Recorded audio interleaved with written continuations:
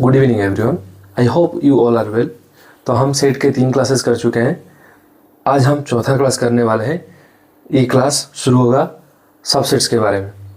तो इससे पहले मैं आपको एक बात बताना चाहता हूँ कि हम जानते हैं कि पुलिस सिस्टम में जो हमारे पुलिस रहते हैं उसमें इंस्पेक्टर रहते हैं, सब इंस्पेक्टर रहते हैं।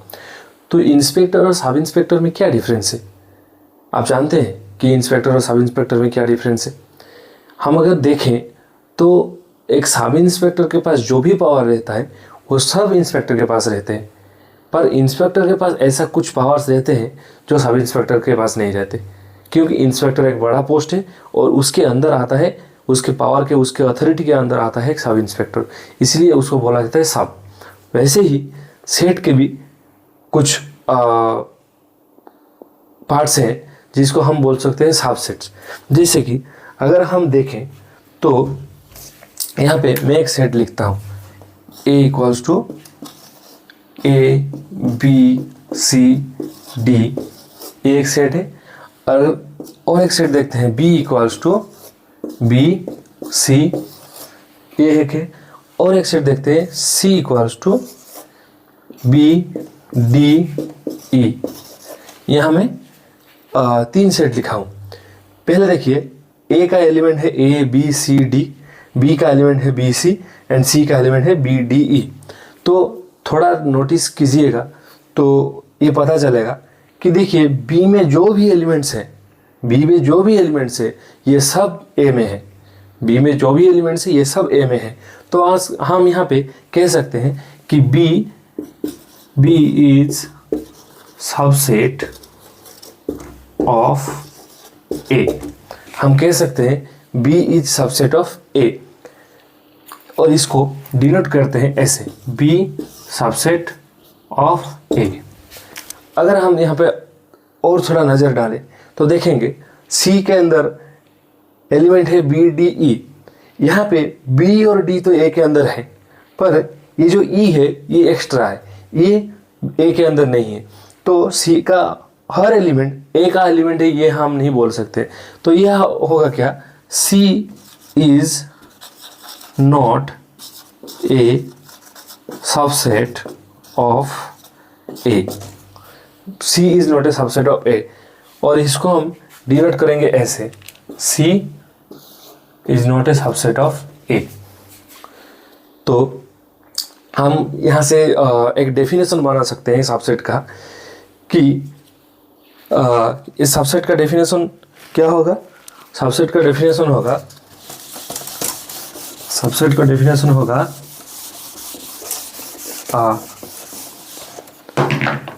A set A is said to be a subset of B if all elements of A are also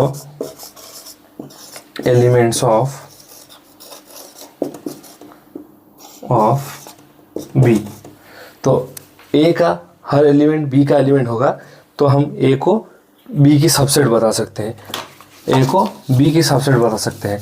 और अगर ऐसा नहीं हुआ तो हम बोलेंगे कि A B का सबसेट नहीं है, A B का सबसेट नहीं है। तो अगर हम देखेंगे तो हमारा सेट ऑफ रियल नंबर था ऐसे कैपिटल R और सेट ऑफ नेचुरल नंबर था कैपिटल N। अगर हम देखें तो रियल लाइन में जो भी नंबर्स हैं वो सब रियल नंबर है और रियल लाइन में नेचुरल नंबर भी है।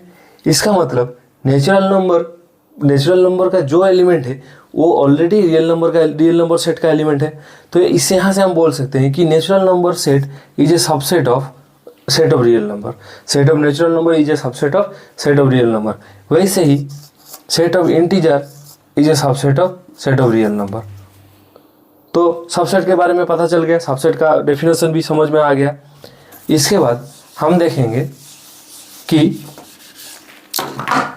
प्रॉपर सबसेट क्या, प्रॉपर सबसेट।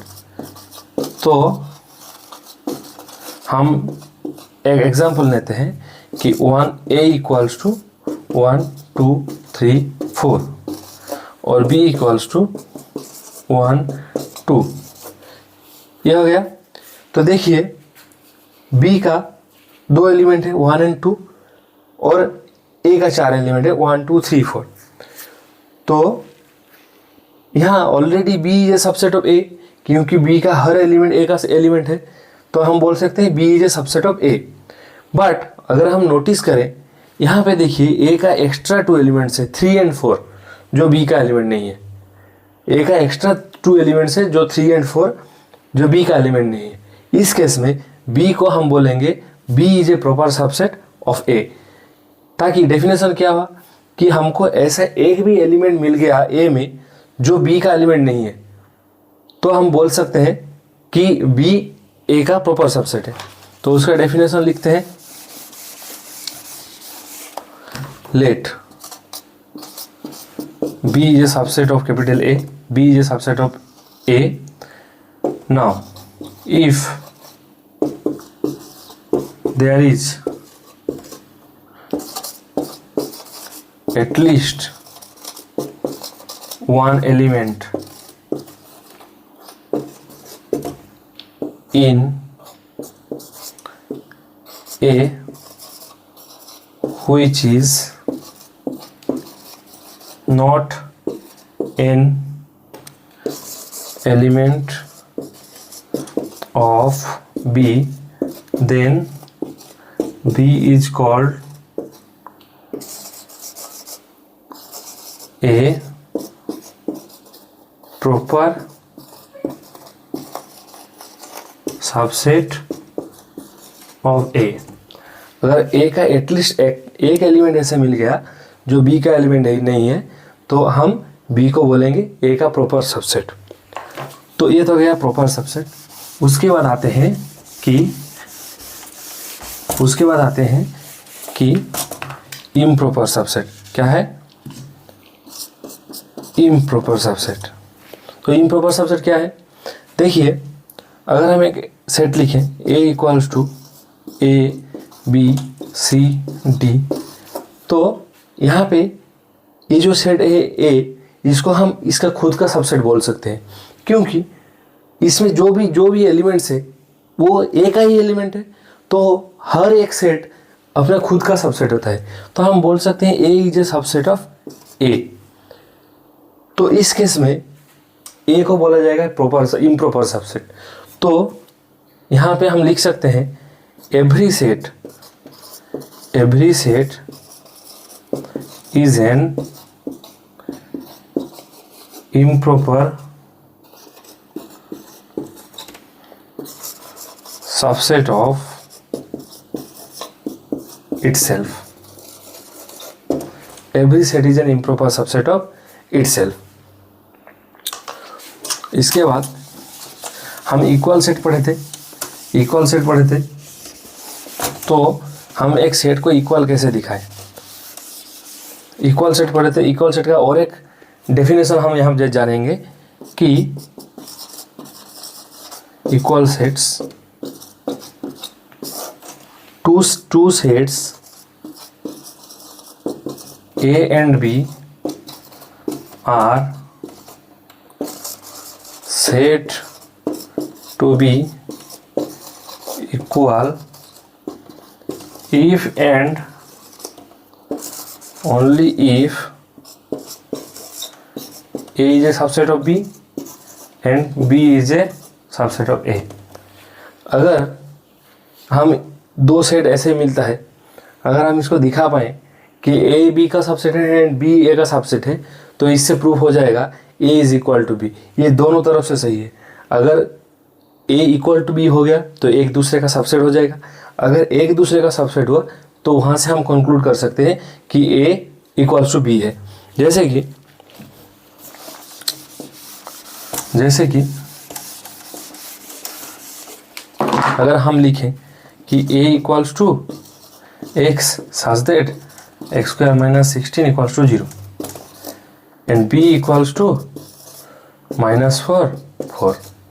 यहाँ पे देखिए x square minus 16 equals to 0 होगा, तो एक्स स्क्वायर इक्वल्स टू 16, तो यहाँ से लिख सकते हैं एक्स इक्वल्स टू ±4, तो ए में भी आ जाएगा +-+4 -4। तो देखिए बी का हर एक एलिमेंट ए में है और ए का हर एक एलिमेंट बी में है, तो according to the definition of the subsets that अगर बी का हर एक एलिमेंट ए में है तो हम बोल सकते हैं कि B subset of A, and अगर ए का हर एक एलिमेंट बी में है तो हम बोल सकते हैं कि ए सबसेट ऑफ बी। देखिए यहाँ पे अगर हम ध्यान दें तो बी का भी एलिमेंट है -4 +4, ए का भी एलिमेंट है +4 -4।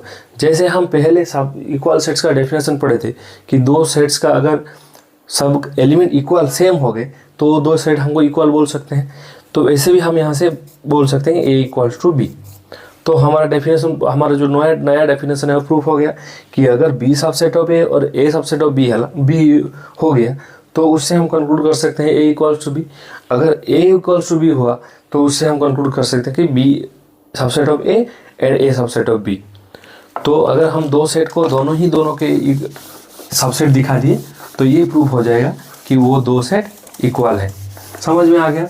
इसके बाद हम देखेंगे प्रॉपर्टी कि फाई जो है हमारा नाल सेट फाई, ये है phi is a subset of every set. Phi is a subset of every set, ताकि फाई तो एक खाली जगह है, फाई में ना कोई एलिमेंट है ना कुछ है, खाली जगह है। तो हर एक सेट में एक खाली जगह बना सकते हैं कि phi is a subset of every set. ये आप जान लीजिए, phi is a subset of every set, phi is a subset of every set. ये यूनिवर्सल ट्रूथ है, ठीक है।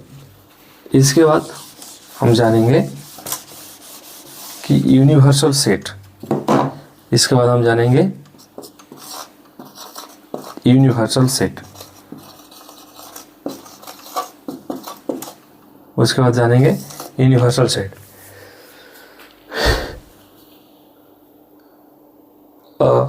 यूनिवर्सल सेट क्या है? A set that contains all the sets in a given context. इसके पहले डेफिनेशन देख लेते हैं। A set that contains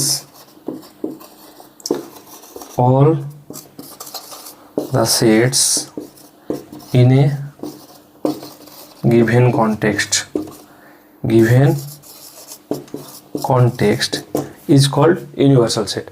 given context का मतलब क्या है? अगर हम set of points in a XY plane पढ़े तो अगर हम सिर्फ रियल लाइन में जो पॉइंट है उसका सेट बनाए कि एक सेट है a such that x0 x belongs to r, ये रियल लाइन में जो पॉइंट है इसका सेट है ए। तो ये किसका सबसेट होगा? XY प्लेन में जितने भी पॉइंट्स हैं, XY प्लेन में अगर b equals to XY point such that XY belongs to R, इसका मतलब है XY में जितना भी XY प्लेन में जितना भी पॉइंट है ये सब B में आते हैं, और सिर्फ रियल लाइन में जो पॉइंट है ये सब A में आते हैं। तो real line already XY plane में इंक्लूडेड है, इसीलिए A का हर एक पॉइंट B में आता है। तो यहाँ से बोल सकते हैं कि A सबसेट ऑफ B। और ये जो हम 2D जियोमेट्री हम पढ़ रहे हैं, तो इस कॉन्टेक्स्ट में B होगा यूनिवर्सल सेट, B होगा यूनिवर्सल सेट। ऐसे ही अगर हम और एक एग्जांपल लें, ऐसे ही हम और एक एग्जांपल लें कि A is a set of all triangles, B is a set of right angle triangles. तो ये जो set of right angle triangles है इसके लिए यूनिवर्सल सेट है, और सेट ऑफ ऑल ट्राइंगल्स। तो कॉन्टेक्स्ट चेंज हो जाएगा तो यूनिवर्सल सेट चेंज हो जाएगा। यूनिवर्सल सेट का मतलब क्या है? ऐसा एक सेट है जो गिवन कॉन्टेक्स्ट में हर एक सेट को कंटेन करता है, उसको बोलते हैं हम यूनिवर्सल सेट। तो आज के लिए इतना ही। आशा करते हैं आपको समझ में आ गया। अगर अच्छा लगा तो लाइक शेयर और सब्सक्राइब कर दीजिएगा।